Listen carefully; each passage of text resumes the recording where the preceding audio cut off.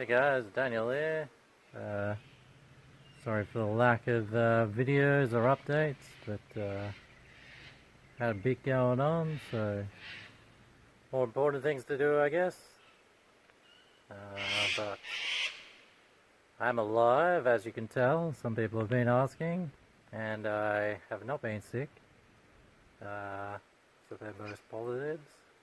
But I guess the biggest thing that's going on at the moment is my old man wants to sell his property, and the reason why that's a bit of an issue for me is all of my stuff is stored there.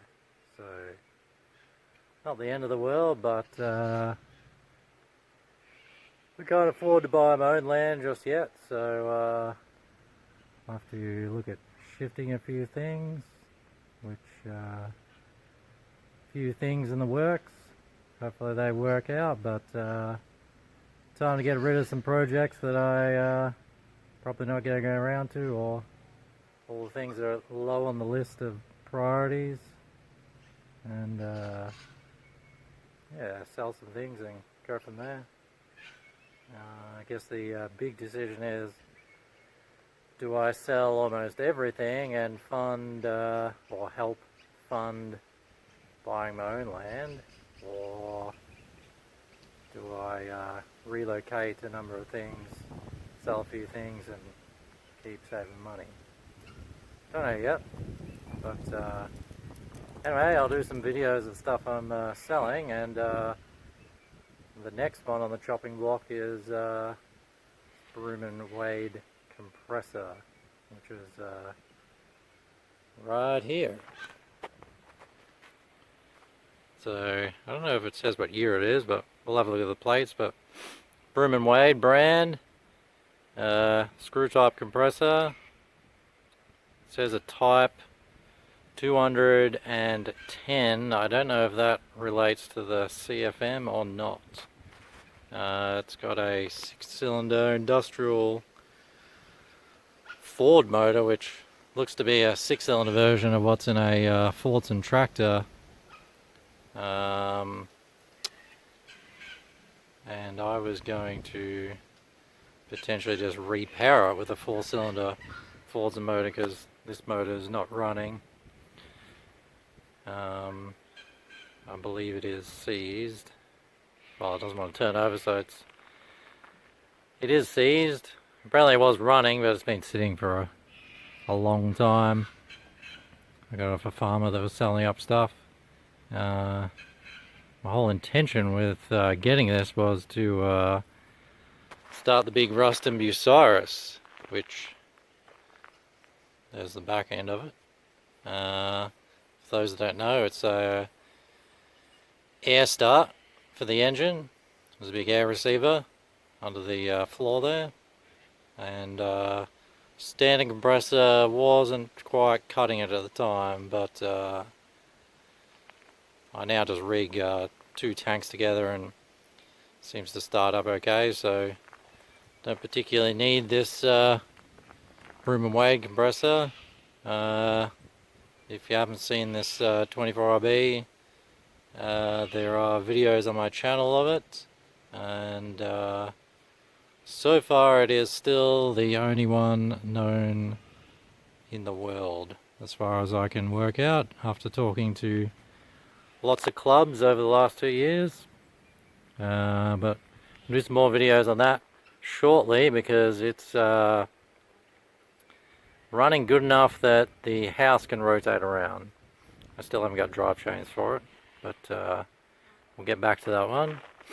So the compressor,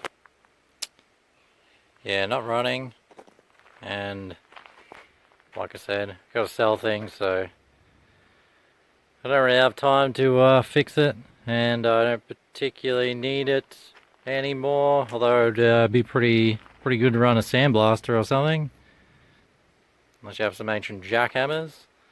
That'd be alright too. We'll do a bit of a walk around and then look at some other things to it. Big oil cooler there, big radiator, some big heavy duty frame. Well, the whole trailer, I guess. braked. So you can see the fuel tank up the top there, air receiver. Appears it's got a big oil cooler in it for cooling the compressor oil by the looks of it. You can see all your various outlets on the top there, and multiple, old style fittings or just industrial style fittings. Big outlet at the end there. I don't know what stub pattern and wheels they are, but there's the other side of the compressor. You can see the outlet here going to the receiver, and then the motor. It's definitely a Ford or Fordson. There are numbers there somewhere we can try and find. 6-cylinder. Don't know what size or horsepower. It's got the pneumatic governor on there, which a lot of the tractors seem to have. Yeah, there's no sign writing or anything. Don't particularly know its history too much.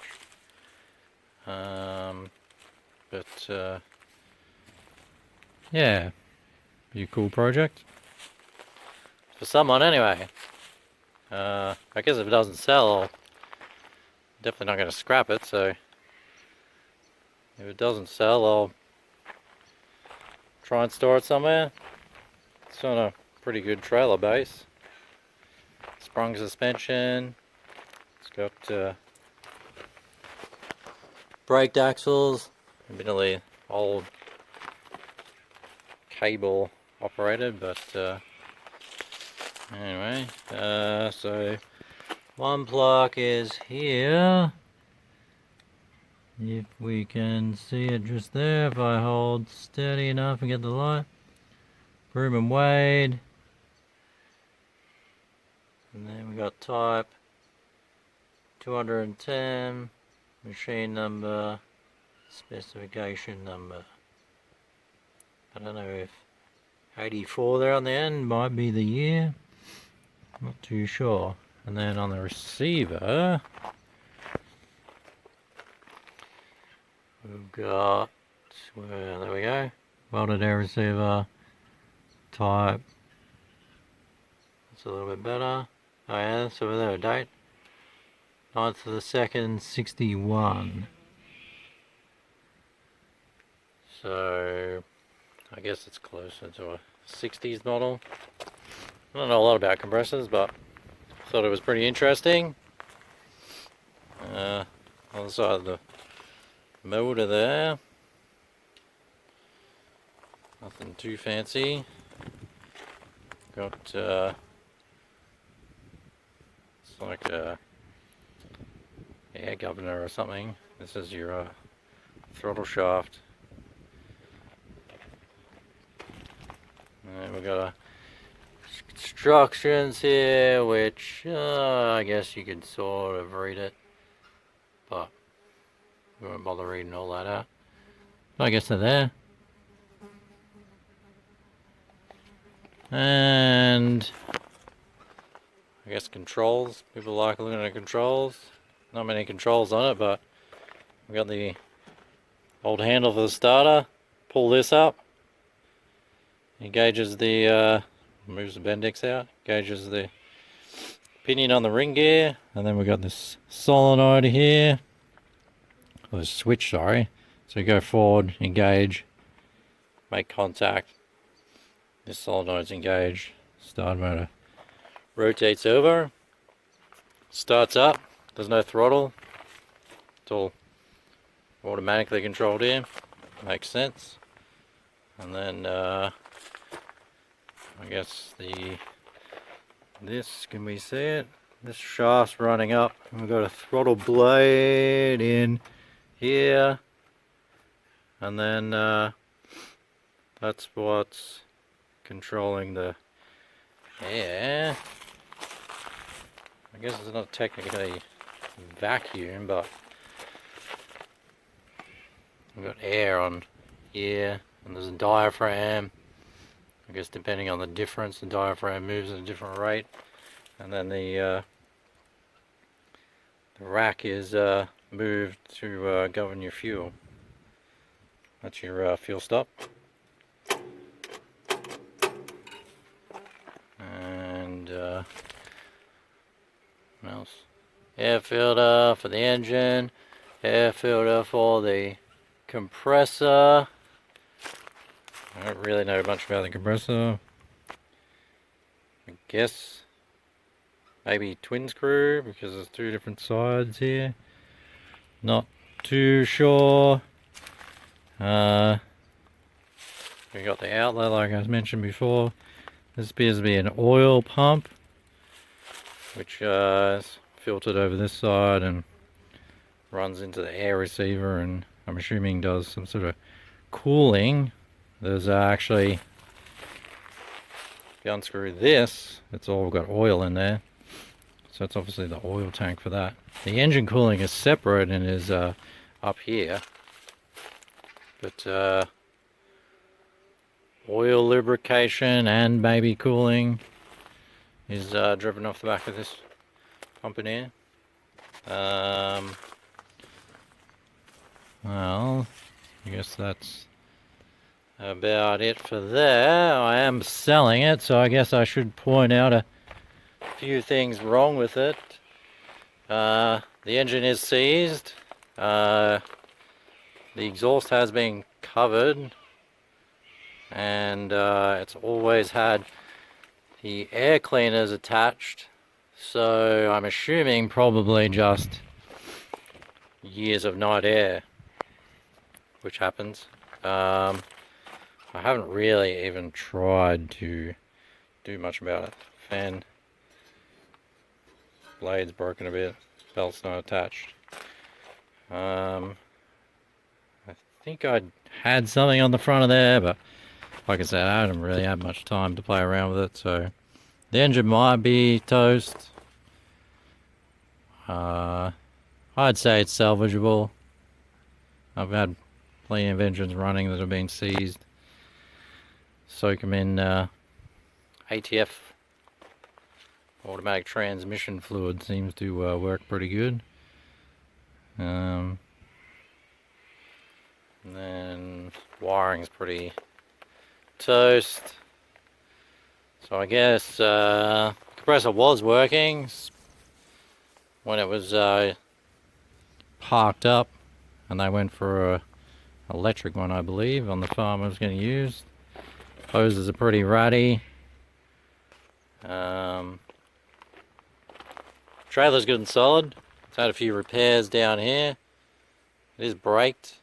I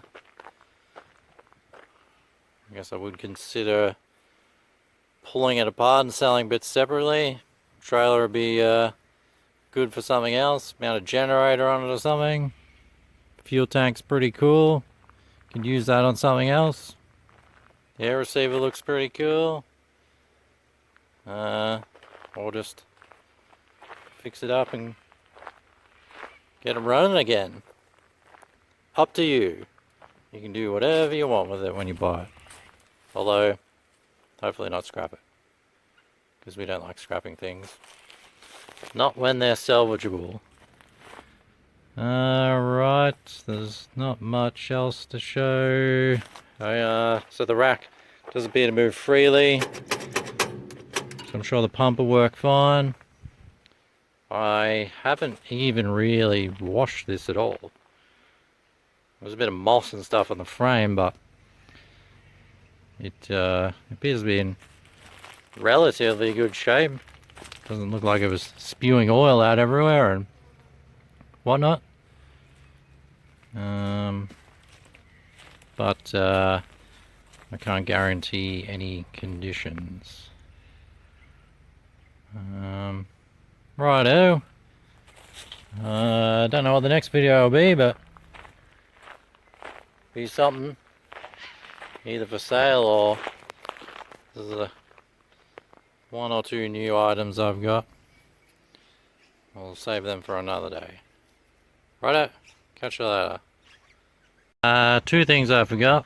The alternator generator missing. Sure, that's pretty obvious. And there is no signs of water in the oil.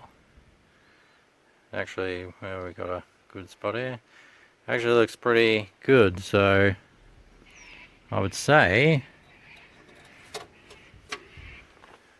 someone can definitely get this engine going again without too much drama, but no guarantees there. Right, I think that's it now.